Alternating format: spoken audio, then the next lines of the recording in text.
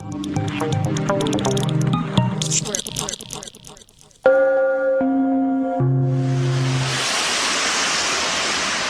started writing graffiti like every kid did that I was hanging around with when we was kids. If you couldn't talk over a record very well, then it was the other thing that you did.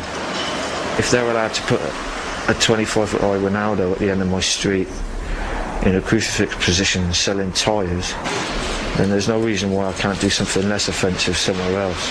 This is the question, you know, who is really doing it worse? Is it the billboard people or the writers, you know? Especially if you paint it somewhere like London or any 24-hour city, then you can get a really great image up in about 30 or 40 seconds.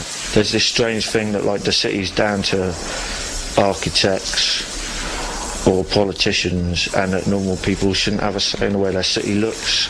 I believe what I'm doing is fair enough and it makes the city look better. If you had enough people putting it out there with quality, then the city would be a more interesting place to live.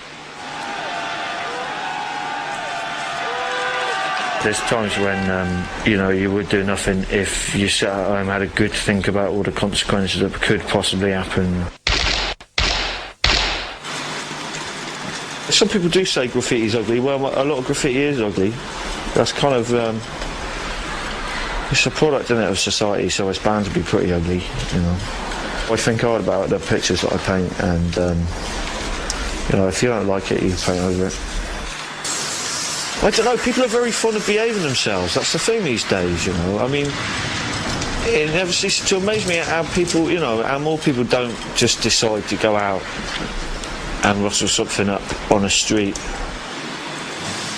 Oh, the old bill are a big part of the creative process in you making a picture, because in how you cut it, how much detail you put into it, and then, you know, how you think you can pull it off. They're like this third party who are in there helping you make these decisions on a design, right? I'm into using a Mona Lisa because it goes back to that whole question about graffiti, is it art or is it not? And even if you put a bazooka on her shoulder, it's still kind of art.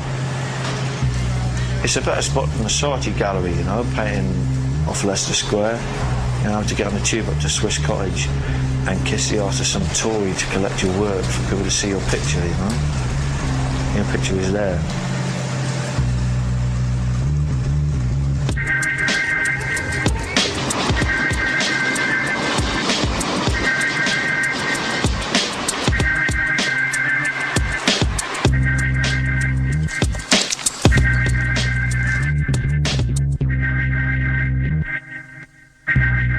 If a train driver sees you on the trackside, then they just ring they ring the British Transport Police straight away.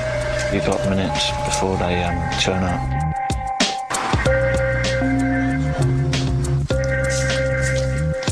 If you can be asked to get up in the middle of the night, go out armed with paint and paint pictures that people see when they're sitting on a train on their way into work, then you are in the entertainment business. And obviously you're also in the start of revolution business, and a bit of both is probably ideal.